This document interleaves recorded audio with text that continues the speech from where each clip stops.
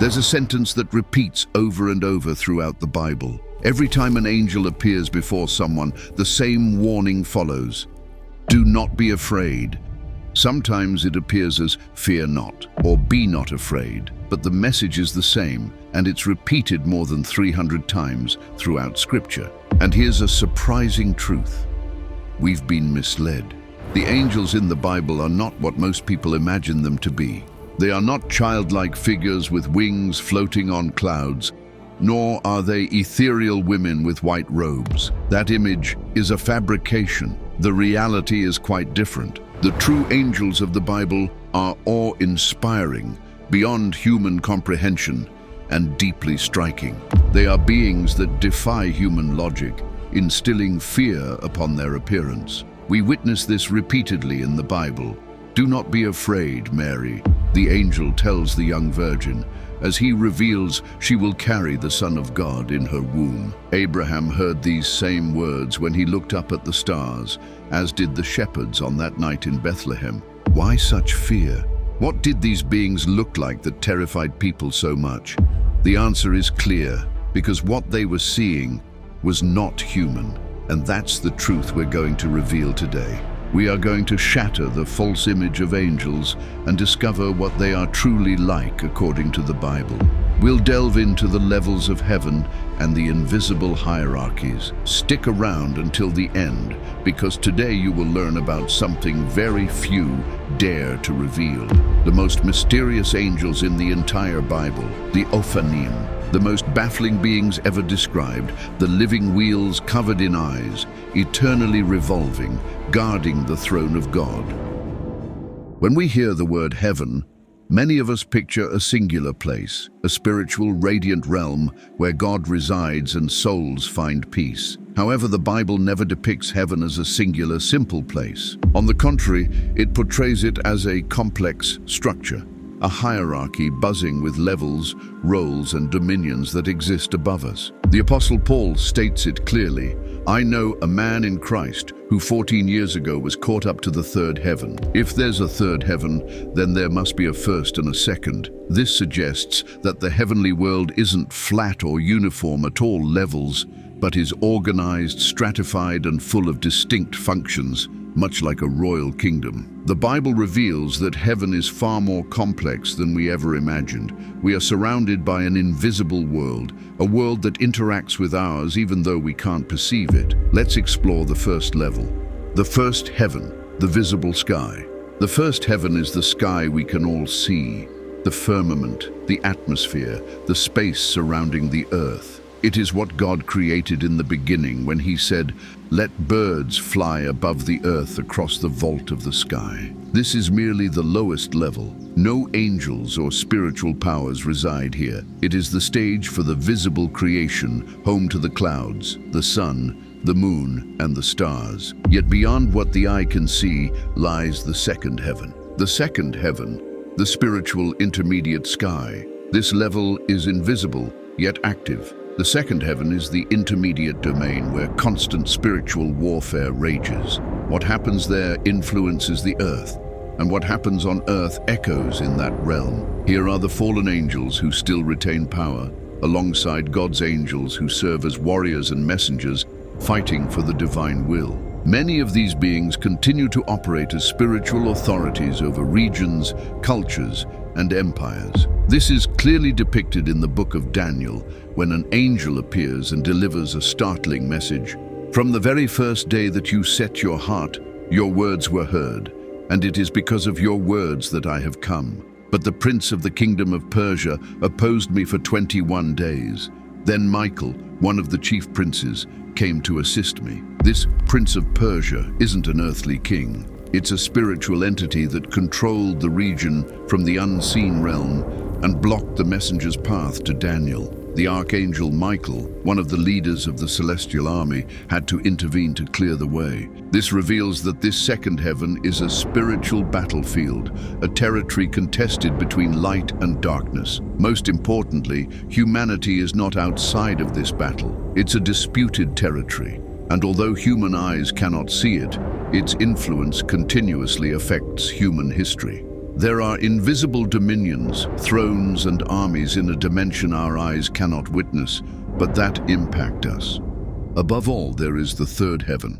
The third heaven, God's throne. The third heaven is the highest, the purest, and the most inaccessible.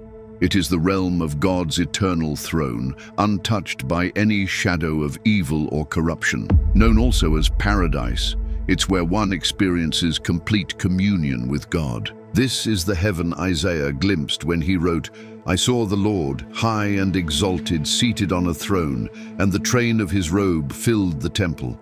Here there is no conflict, no darkness, no opposition.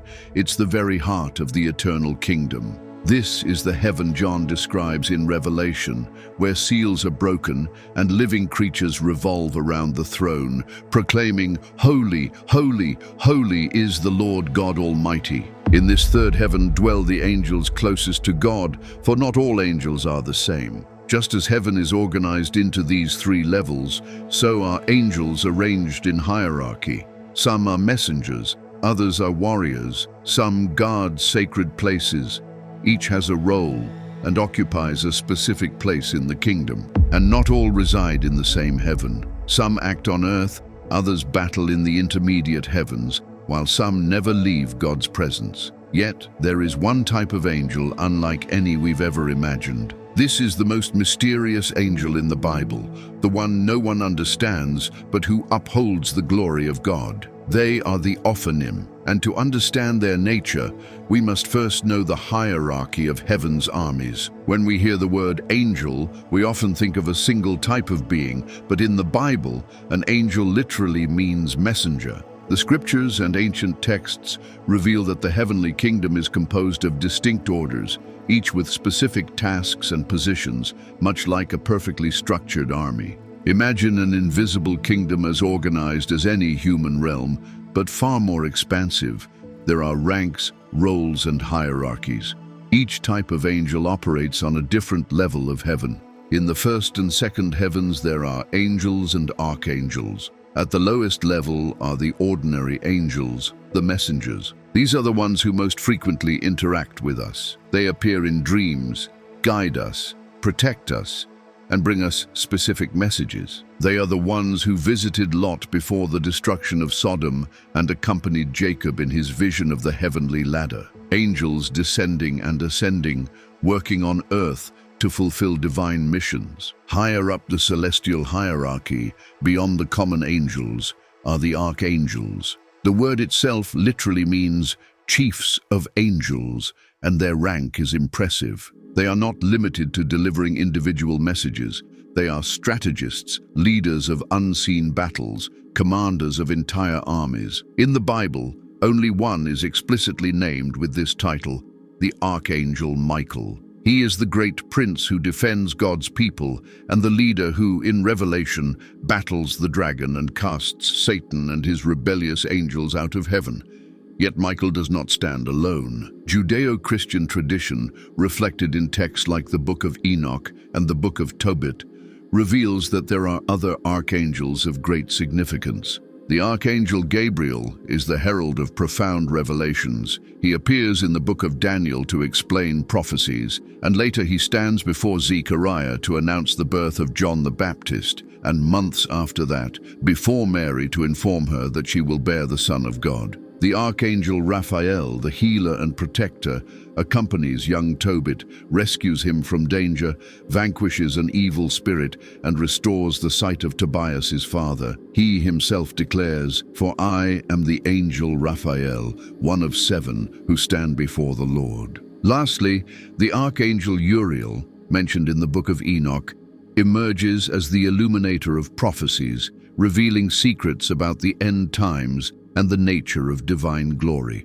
These 4 names are just a glimpse, for in apocryphal texts there is talk of even 7 archangels who stand before God's throne, each with specific missions. However, despite their authority and closeness to us, archangels are not at the top of the hierarchy. They are part of what tradition calls the third hierarchy, closest to the human world, and above them are even higher orders, dedicated not to waging war or bringing messages, but to living in the very presence of God. Higher up, in the third heaven, we find the cherubim. Cherubim are the guardians of the sacred. They watch over the places where God's presence resides. The first mention of them in the Bible is in Eden, when man is expelled and God places cherubim with a flaming sword to protect the path to the tree of life. He placed on the east side of the Garden of Eden cherubim and a flaming sword flashing back and forth to guard the way to the tree of life. Later, in the Ark of the Covenant, God commands cherubim to be carved on the ark, their wings outstretched over the mercy seat, safeguarding the place where God spoke with Moses. Their appearance is revealed in more detail in the visions of Ezekiel, 4 faces of a man, lion, ox, and eagle, with 4 wings, straight legs like those of a calf, and a gleam of bronze. Even higher are the seraphim closest to the throne. Their name means burning ones or fiery ones. These are beings of fire, of pure light, so near to God's presence that they appear ablaze, like living embers. Isaiah saw them around the throne of God and reveals to us their appearance. I saw the Lord, high and exalted, seated on a throne. Above him were seraphim, each with 6 wings. With 2 wings they covered their faces, with 2 they covered their feet, and with 2 they were flying. Their voices were not gentle. Isaiah says they called out to each other, and their words echoed through the temple. Holy, holy, holy is the Lord Almighty. The whole earth is full of his glory. At that moment, Isaiah realized something. He was witnessing perfect holiness, and he was not worthy to be there. He thought about how his lips had spoken wrong things, and how he lived among people who did the same. This truth brought him to his knees as he cried out in fear, I am ruined. I have unclean lips, and I have seen the King. But then the unimaginable happened. One of the fiery seraphim broke away from its flight around the throne, took a burning, glowing coal, and came toward Isaiah. It placed the red-hot coal on Isaiah's lips and said, See, this has touched your lips. Your guilt is taken away, and your sin atoned for. In that instant, Isaiah felt something change within him. The fire had purified him, and from that moment on, his lips were no longer his own. They became instruments of God's voice. This is what seraphim are like, fiery beings, covered with wings, always in motion, constantly proclaiming the glory of the Most High. They are not warriors or messengers, they are perpetual worshippers. Their sole purpose is pure adoration, the continuous proclamation of God's holiness. For this reason, they are beings consumed by divine glory, reflecting purity and fire. And finally, beside the seraphim are those who are rarely mentioned, the Ophanim. Although their name sounds symbolic, they are real creatures featuring in one of the most puzzling stories in the entire Bible. The vision of the prophet Ezekiel. Ezekiel was far from home, exiled in Babylon. Jerusalem had fallen, the temple lay in ashes, and the promised land seemed to have been forgotten by God. But then God revealed something far more unsettling to him. It wasn't a vision of the past, nor a promise for his present. It was a revelation of the future.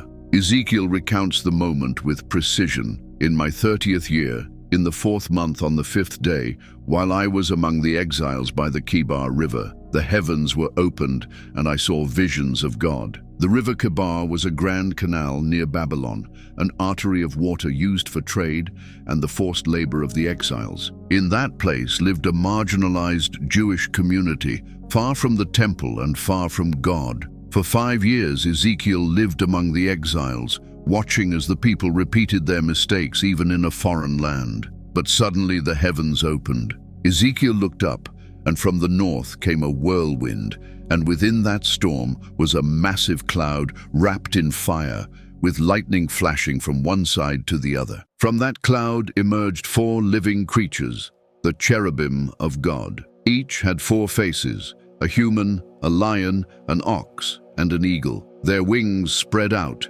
2 reaching upward, covering their bodies, and 2 touching the wings of the creature beside them. Their legs were straight, their feet like those of a calf, gleaming like polished bronze. They did not walk as we do. They moved in a straight line, never swerving, for they went precisely where the Spirit guided them. The sound of their wings was deafening. Ezekiel described it as the roar of many waters, like the voice of the Almighty, like the rumble of an army on the march. Everything around trembled with that sound, as if the air was alive and the earth quaked beneath their feet. And then Ezekiel saw something no prophet had described before.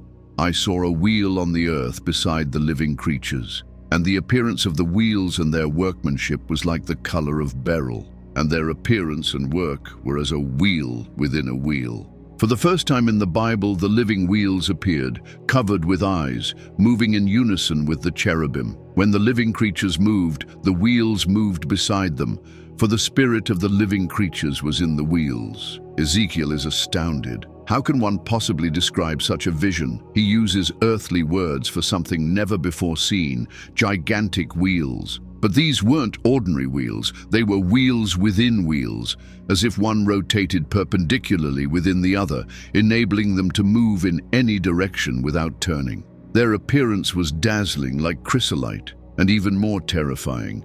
They were covered with eyes all over. Ezekiel insists that the wheels moved in sync with the living creatures. When the living creatures moved, the wheels moved alongside them, and when they rose from the ground, the wheels rose with them. And he adds something that leaves us speechless. The spirit of the living creatures was in the wheels. Can you imagine it?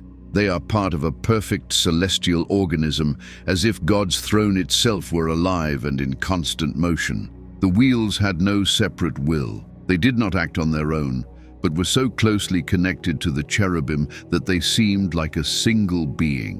Wherever one went, they all went, and wherever one looked, they all turned. They do not speak or announce any words, for their function is not to bring news or execute judgments. They are simply there to convey glory, being the mobile base of the heavenly chariot, the living support of God's throne. Yet everything that Ezekiel saw holds profound meaning. The wheels were covered with eyes all over. There was no blind spot, no hidden place. The eyes see everything, representing something only God possesses, omniscience. He sees all, and the eyes on the wheels declare that his knowledge is absolute. The wheels never stop. They move with a constant flow. They rise and fall, perfectly synchronized with the cherubim. This isn't just a display of power, it's a symbol of God's omnipresence. His throne isn't fixed in a single place, he is everywhere at once. His presence spans the heavens, crosses the seas, penetrates prisons, and even rises in exile. But why a wheel within a wheel? Why such an improbable design? This form represents something beyond our comprehension: infinity, eternity, and divine mystery. A wheel inside another wheel, spinning endlessly, with no beginning or end, independent of human axles. This is God, eternal, limitless, beyond any framework. What is incomprehensible to us is natural to him, a perfect system needing no instructions. Ezekiel observes and repeats, they moved with the Spirit. There is no voice directing them, no external commands, no need for maps or paths, because God's Spirit itself is their guide. Ezekiel discovers that God's glory isn't tied to a place. The heavenly throne is not static. It moves, and his presence can manifest anywhere. Yet, Ezekiel's vision isn't an isolated event. Throughout the Bible, other prophets and visionaries have glimpsed the heavens, and their words fit together like pieces of the same puzzle. Daniel, for instance, witnessed something astonishing as he gazed upon the end of times. I kept watching until thrones were set in place, and an Ancient of Days took his seat. His clothing was as white as snow, and the hair on his head like pure wool. His throne was flaming with fire, and its wheels were all ablaze.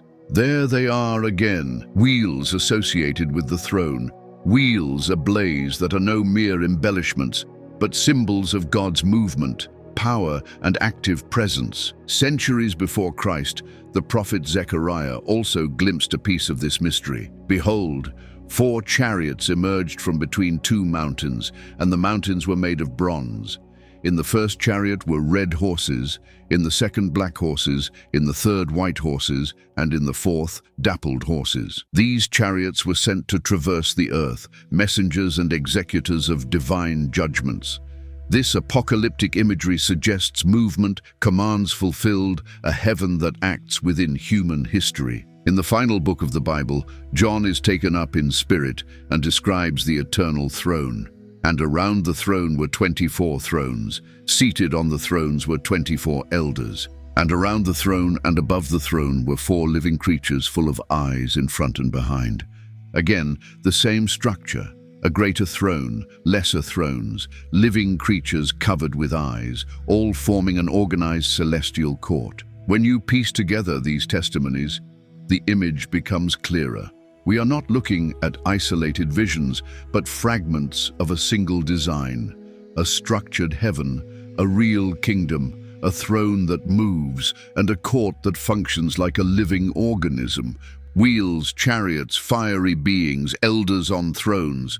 It all speaks of a perfect order in the unseen, a heavenly governance that upholds and directs all of creation. But the Bible isn't the only place where the Ophanim make an appearance. In the book of Enoch, the Ophanim are mentioned by name, and we read, "And the Seraphim, Cherubim, and Ophanim, all the angels of power, and the angels of the dominions and the chosen ones, and the others who are over the earth and the water, they all lifted their voice with one purpose and glorified, blessed, praised, and exalted with one spirit, with one voice." Enoch describes how he was brought before the throne of God, where he saw the Ophanim spinning eternally, enveloped in fire and radiance, alongside the cherubim, seraphim, and the mightiest archangels. They were sentient beings, part of the living machinery of the kingdom. Enoch claims their eyes are countless, their motion unending, and their presence causes even the lesser angels to tremble. But Enoch adds something more that the Bible does not mention.